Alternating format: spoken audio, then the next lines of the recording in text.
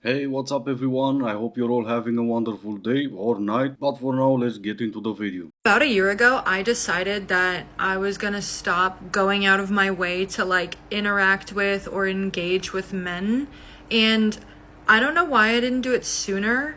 And this isn't out of oh, because I hate men or something. I just realized that they don't enrich my life in any way. And if anything, they cause more stress into it.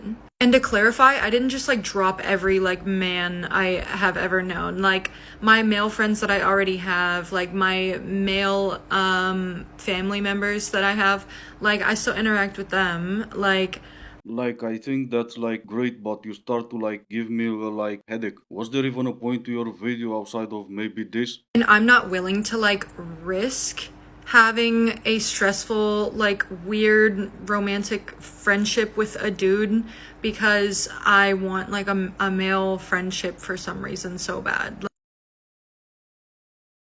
If you're new here, I'm homeless. This is one of my boyfriend's place. He's in the other room, but I can't believe I was wasting my money on rent all this time. Life hack, if you're hot, do not ever pay rent. You can literally just go on Hinge and stay at different guys' places for free every single night, and nothing bad has happened to me yet. I'll let you know how long I can keep going with this until I'm sleeping in my car, because they do only last a few nights, and then they break up with me because they realize I'm using them. But so far, so good. Yeah, what could go wrong when you're sleeping at a stranger's house every single night? A different guy every single night. Aren't you the ones choosing the bed over a man and now you're doing this? Maybe nothing will go wrong, but how is it that the girls working the street corner are actually smarter than you are? They can afford buying their own place a few years later, while in return, you're gonna end up sleeping in your car a few years later. You ever think about how unfun it would be to be a man? It is Sunday morning. I woke up, went and got flowers, got this little iced coffee. I love being a girl. Why make it about men though? It's so much fun being a girl, that's great. I still love being a man, not because it would be so much unfun to be a girl. No, I love being a man because I am one. Can you ever make a single argument about your happiness without making it about men unhappiness? Why is it always your joy strictly related to a man's lack of joy? Can you ever have fun regardless if men also have fun?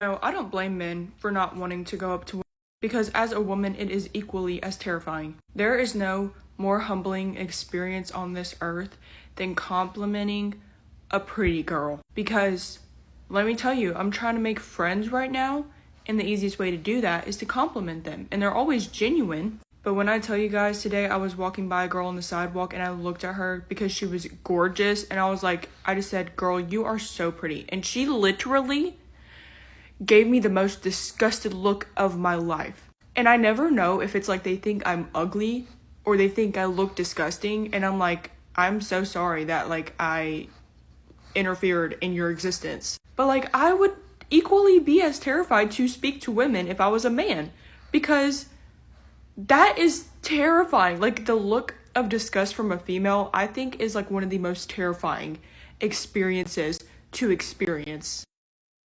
Just looked at me and was she did not say anything. She literally just looked at me and had no earbuds in or anything. And I was that was my sign that I don't need to make friends that way or just never compliment them in that way again. I don't know what to do. I tried. What you should probably do is mind your own business. Men were approaching girls they were interested in because they were interested in them. You walking up to complete strangers is just bothering people. You ladies were the ones complaining it got tiresome when so many men were approaching you on the street and you were asking us to stop. We did, and now you're doing what we used to, and you think that's appropriate somehow just because you're a girl. Would you ever date a guy that made 200K? Like a year? Yeah. No, what the? Are you serious? You don't think 200K is a lot? No. I want a guy that makes 200K a month. Okay, I mean, yeah, that's pretty good. Would you? I mean, 200K is a lot of money. My dad makes 200K. That's your hardworking dad. We live in a whole different generation. That's true. It's easy to make money now. Yeah. Clearly. Look how much money we have and what do we do? I want a guy that makes more money than me. What? Yeah. Yeah, they just don't live in reality anymore. This is the problem with this online mind. It's so much easier to make money now. Tell that to the majority of people all around the world. I believe the average wage in US is 50 plus thousand a year, and yet you still have this type of vegetables going online thinking that the only reason you don't make 200,000 a month is because you don't want to. You like living in poverty. When does girl code go too far? Sophia, and she's a content creator, and she recently released a series of videos talking about how she had gone on a date with a single man, and now the whole world was coming at her because the man in question had recently broken up with Hallie, another content creator on here, and Hallie had shared her story of betrayal and heartbreak with Beyonce's internet. Sophia argues that she has been made out to be a terrible person when really all she did was go on a date uncomfortably soon for his ex-girlfriend. But of course there's a twist, because whilst Hallie admits that she was heartbroken because her boyfriend had seemingly moved on so quick, she says the main reason she was heartbroken is that she considered Sophia to be a friend of hers.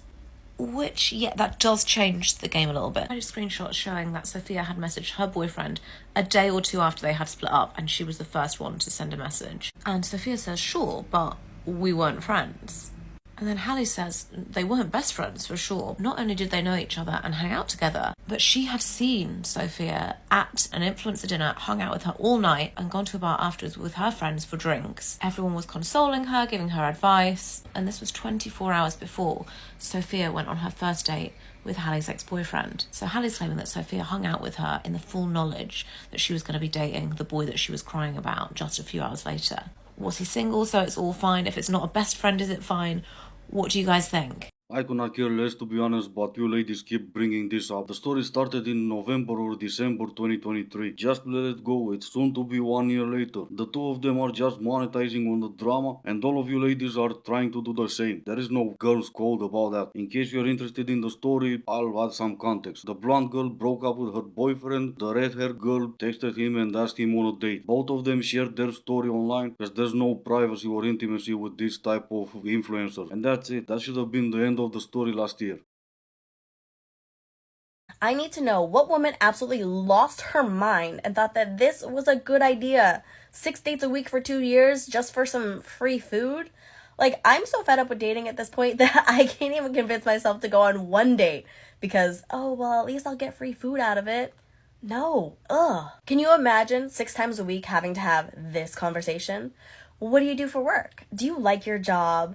What are your goals? Do you have a big family? Do you have a lot of siblings? Do you like cats or dogs? Are you gonna get any pets? Do you want kids someday? What's your zodiac sign? What's your favorite color? Like, for food? Like, no. Like, no, obviously, but like, how about for a place to sleep? It's funny how you complain about dates while citing some article about why men should complain about dates. Doesn't it make sense at least now why men will ask you on a coffee date and not for dinner? Because after seeing so many of you ladies bragging about going on foodie dates, it kind of makes sense to me.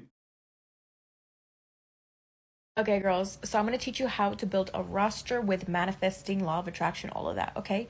1, build your self-concept, okay? So you're going to look up self-concept affirmations on YouTube, and then what I do to kind of like give it a little bit more kick in there, and to me, this works for me, babes, because I feel like I have a lot of energy. You want the energy flowing, so go do something, okay? Especially something as small as a hot girl walk, and then saying your affirmations, or something as simple as playing Bad Baby. Why am I listening to this? This is your manifesting hero right here. Because she's not all about manifesting, she's a 304. How to build a roster as a woman, be a 304. You don't need to manifest anything, you don't need to go on a hot girl walk or whatever. You just need to be this lady right here. And I'm not blaming her for trying. I'm just trying to bring some attention about this type of scam. She has 2 OF accounts, one free, one for VIPs, and I'm pretty sure she's failing. I'm pretty sure she's one of the ones with $180 a month. So of course now she's gonna try to sell you courses about how you should manifest a roster. And I'm not saying manifesting doesn't work either, because for this lady it obviously worked. All I'm saying is I can't decide if it's better or worse that with all her success by manifesting, she manifested being a 304 with 2 failed OF accounts. Boys are afraid of commitment because they have nothing to offer. Boys are afraid of commitment. Saying it twice will not make you sound any smarter. More often than not, of all the relationships that you've had, do you end the relationship or does the guy? I've ended every single relationship. What about you? I've also ended every single relationship. How many relationships have you been in? 3. What about you? 3. What about you? Mostly me. How many relationships have you been in? 4 or 5. What about you? I've ended them all, I think like 5. I've ended them all and I've only been in 2. What about you? 5 or 6, and only once has somebody else ended the relationship. What about you? 75% me, 8 or 9 relationships. 4 relationships and I've ended all of them. Ended all 3. Whoa. So hold on. A typical complaint I hear from women is, why are men so commitment focused? Why are men scared of commitment? Why don't men want to get married? All of you, it's almost unanimous. have ended all of your relationships. Can I add Once you something? get commitment, you overwhelmingly Okay, end can I?